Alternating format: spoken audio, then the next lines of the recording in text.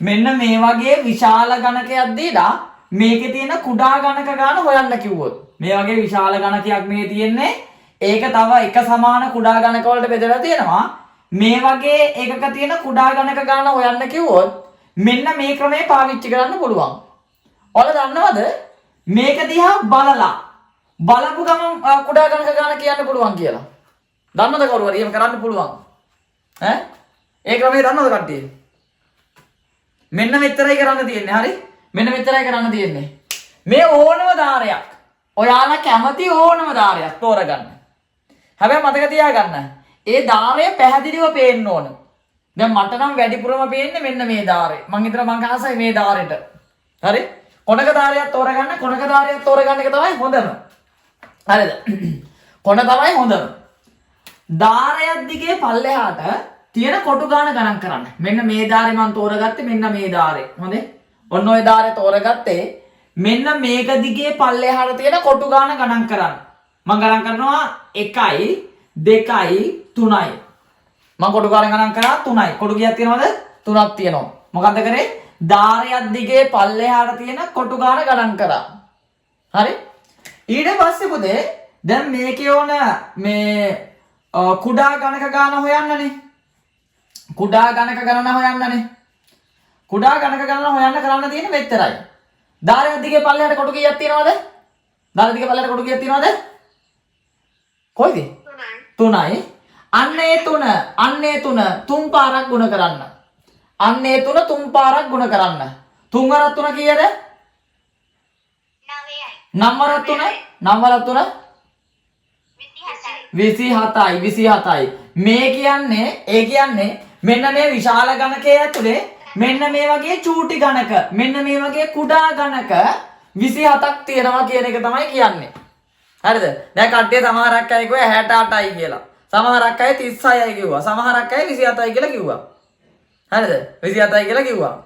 එතකොට හොඳට මතක තියාගන්න මේ ඕනම ගණකයක් දැක්ක ගමන් කියන්න පුළුවන්. හරිද? ඕනම ගණකයක් දැක්ක ගමන් කියන්න පුළුවන් ඒකේ තියෙන කුඩා ගණක ගණ කීයද කියලා. මේ වගේ කොටස් කරලා තියෙන ඕනම ගණකයක් දැක්ක ගමන් කියන්න පුළුවන්. මම දන්නේ මට පුළුවන් ඈ. මම නම් කියනවා. අනිත් අය කොහොමද දන්නේ? හරි? දැන් ඉතින් ඔය 68යි කිව්ව කට්ටියම ඉන්නවා නේ. සෑහෙන්න ඉන්නවා. හරි? 68යි කිව්ව කට්ටියම ඉන්නවා. හරි. ඒකට ටික හරි. දැන් හරි. මම මුකුත් කිව්වේ නෑ යාළුවා. යාළුවා මෙහෙ තියන්න හොඳ නෑ. කෙලින්ම කේම්බ්‍රිජ් ඔක්ස්ෆර්ඩ් යවන්න ඕන. ඕ ලෙවල් ලෙවල් කරන් දෙන්න හොඳ නෑ. ඕ කේම්බ්‍රිජ් ඔක්ස්ෆර්ඩ් යවලා ඒක එක සැරේ යවන්න හොඳේ. නැත්නම් හරි නෑනේ නේද? ඒ තරම් බුද්ධි මට්ටමින් ඉහළයි. රයිට්. දැන් හොඳට මතක තියාගන්න ඈ. හොඳට මතක තියාගන්න. සමහරවිට මොක මෙලෝ උත්තරය නොදී වුණොත් හිටියා. හරිද? එහෙම ඉන්නවා ඉතින්. දැන් ඔයාලා බලන්න ඇති ඇයි යකෝ මේ 3 ඉලක්කම මම 3 පාරක් ගුණ කරේ කියලා. මේ හරි? මේ 9 වසර වගේ පන්තියක සාමාන්‍යයෙන් ඈ 9 වසර වගේ පන්තියට යනකොට පුතේ ඔයාලට උගන්වනවා පොඩි පන්ති වලත් උගන්වනවා මේක උගන්වන්න නැත්තේ නෑ චූටි පන්ති වලත් උගන්වනවා හරි? ලොකු පන්ති වලට යනකොට මේ ඔය ඉගෙන ගන්න හරි? එතකොට ඒකේ උගන්වනවා මෙන්න මෙහෙම එකක්. ඔයාලා දන්න අය ඉන්නවද දන්නේ නැහැ. මෙන්න මෙහෙම එකක් උගන්වනවා.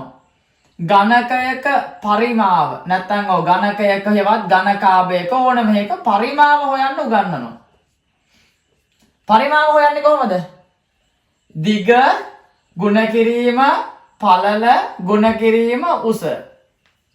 මේක දන්න අය ඉන්නවද? මේ මතකයක් තියෙන අය? ඉන්නවද? තිබුණා. හරි. දිග ගුණ කිරීම ගන්නලා තියෙනවනේ. දිග ගුණ කිරීම පළල ගුණ කිරීම උස. හරිද? එතකොට දිග ගුණ කිරීම පළල ගුණ කිරීම උස. දන්නවා. හරි පුතේ. දැන් ගණකයක් හැදිලා තියෙන්නේ මොකකින්ද? සමචතුරස්‍රාකාර මුහුණත් 6කින්. මොනවා 6කින්ද? සමචතුරස්‍රාකාර මුහුණත් 6කින්. හරිද? සමචතුරස්‍රාකාර මුහුණත් 6කින් තමයි මොකක් හැදලා තියෙන්නේද? ගණකයක් කියන එක හැදිලා තියෙන්නේ. ගණකයක් කියන එක හැදිලා තියෙන්නේ සමචතුරස්‍රාකාර මුහුණත් 6කින්. අන්න ඒකෙන් අපිට තේරුම් ගන්න පුළුවන් මොකද්ද? සමචතුරස්‍රයක විශේෂත්වය මොකද්ද? පැති හතරම දිගින් එක සමානයි. සමචතුරස්‍රයක පැති හතරම දිගින් එක සමානයි. ඒ කියන්නේ මේකේ මේ දිග නම් මේ පළල නම් මේක උස නම් සමචතුරස්‍රයක පැති හතර එක සමාන නිසා මේකෙදි පුතේ ගණකය තුලදී ඕනම ගණකයකදී දිගයි පළලයි උසයි ගැන ඔයාලට කියන්න පුළුවන් මොකද්ද? දිගයි පළලයි උසයි ගැන ඔයාලට කියන්න පුළුවන් මොකද්ද? ඈ? එක සමානයි. ඒ කියන්නේ මේකේ එක පැත්තකට තියෙන කොටු ගාන ගත්තම 1 2 3යි එක පැත්තකට තියෙන කොටු ගාන ගත්තම එක පැත්තකට තියෙන කොටු ගාන 3යි නම් දිගත් 3යි පළලත් කීයද 3යි උසත් කීයද 3යි දිගත් 3යි පළලත් 3යි උසත් 3යි අවසානට සම්පූර්ණ උත්තරේ එනවා කීයද පුතේ 27යි කියලා. හරි මෙන්න මේ හින්දා තමයි දැන් මේක එක සැරේ මම ඇදලා අරන් කියලා දෙන්න කියනනම් ඔයාලා පටල ගන්නවානේ. පටල ගන්නවානේ. එක සැරේ කියලා දෙන්න කියලා මේක පටල ගන්නවා. ඒ නිසා තමයි මං කිව්වේ හරිම ලේසි මොකක් කරන්න කියලාද? මෙන්න මේකේ එක පේලියකට තියෙන කොටු ගාන ගන්න ඒ තියෙන කොටු ගාන 3 වතාවක් ගුණ කරන්න කියලා කිව්වේ ඒකයි. හරිද? ඒක 3 වතාවක් ගුණ කරන්න කිව්වේ ඒකයි පුතේ. හොඳට මතක තියාගන්න. හරිද? දැන් මේවා මම දැන් සාමාන්‍යයෙන් ඔය සමහරක් අය හිතනෝනේ මම කෙටි ක්‍රමයක් විතරයි කියලා දෙන්නේ කියලා. පන්තින ඔයාලා දන්නවනේ මම කෙටි ක්‍රමයක් විතරද කියලා දෙන්නේ කියලා. දැන් එතකොට තව ක්‍රමයක් තියෙනවද? ඔව්නේ තව ක්‍රමයක් තියෙනවා. ඒ ක්‍රමය මොකද්ද? ඒක තමයි මේ කියලා දෙන්න හදන්නේ. හොඳේ? ඒක තමයි මේ කියලා දෙන්න හදන්නේ. හොඳට බලා ගන්න. හරි? ඔය දෙකම ලියලා තියාගත්තත් කමක් නැහැ. හරිද? ඔය දෙකම ලියලා තියාගත්තත් කමක් නැහැ. හොඳට බලා ගන්න. දෙවෙනි ක්‍රමය තමයි දැන් කියලා දෙන්න හදන්නේ. ඔයාලා දැන් අපි දන්නවා ධාරයක් දිගේ මේක ගණන් කරාම තුනක් තිබුණානේ. හරි. ඒක දැන් ඔළුවේ තියෙනවා. ඔයාලා මේකේ ඕනම මූණතක් ගන්න. හැබැයි මේ මූණතේ තියෙන කොටු ගන්න පේන්න ඕන. දැන් මම ගන්නවා මොන එකද ගන්නෙ? මේක ගන්නත් පුළුවන් මට. මම මේක ගන්න නැතුව ඉන්නම්. මේක ගන්නත් පුළුවන් මේක ගන්නත් පුළුවන්. ඔයාලා කැමති මේ දෙකෙන් මොකද්ද? මේකද මේකද? උඩ එකද පැත්ත එකද? උඩ එකද පැත්ත එකද? ඔයා උඩ එක ගන්න. කොයි පැත්ත ගත්තත් එකයි. කොයි පැත්ත ගත්තත් එකයි. උඩ එක ගමු. මේ ඔන්න බලන්න. මම ගණන් කරනවා ඒකේ තියෙන කොටු ගන්න 1 2 3යි 4යි 5යි 6යි 7යි 8යි 9යි. මෙන්න මේම එක මූණතක තියෙන කොටු ගන්න තියෙනවනේ. එක මූණතක තියෙන කොටු ගන්න. ඒ මූණතේ තියෙන කොටු ගන්න ಗುಣ කරන්න ඕන ධාරයක් දිගේ තියෙන කොටු ගානේ. දැන් මූණතේ තියෙන කොටු කීයක්ද? මූණතේ තියෙන සම්පූර්ණ කොටු 9ක්. ඒක ಗುಣ කරනවා ධාරයක් දිගේ තියෙන කොටු ගාන අපි දන්නවා කීයයි කියලාද? 3යි කියලා. 9 වරක් 3 කීයයිද? 27යි කියලා එනවා. 27යි කියලා එනවා. මෙන්න බලන්න පුතේ මෙන්න මේ ගාන හදන්න හරිම ලේසි ක්‍රම කීයක් තියෙනවද? දෙකක් තියෙනවා. හරි? හරිම ලේසි ක්‍රම දෙකක් තියෙනවා. හරි? මේ දෙකෙන් Tamanට කැමති ක්‍රමයක් පාවිච්චි කරන්න පුළුවන්. හැබැයි මතක තියාගන්න. ඔය ක්‍රමේ පාවිච්චි කරන්න පුළුවන් මෙන්න මේ වගේ. මෙන්න මේ මගේ අතේ තියෙන කැටේ තියෙන්නේ. මෙන්න මේ වගේ කැටයකට. එහෙම නැත්නම් මේ වගේ ගණකයකට ගණකයක තියෙන කුඩා ගණක ගාන හොයන්න විතරයි. හරිද? කුඩා එක හොයන්න විතරයි. දැන් ඒක අනිත් ටික කොහොමද කරන්නේ? අනිත් විදියට આવොත්.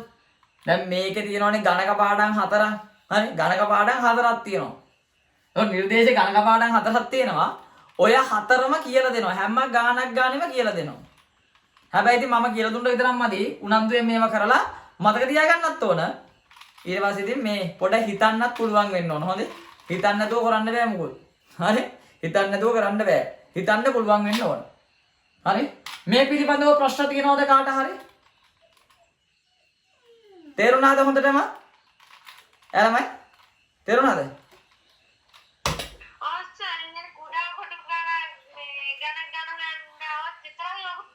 ඔව් කුඩා ගණන් ගන්න හොයන්න આવොත් විතරයි මේක කරන්න පුළුවන්.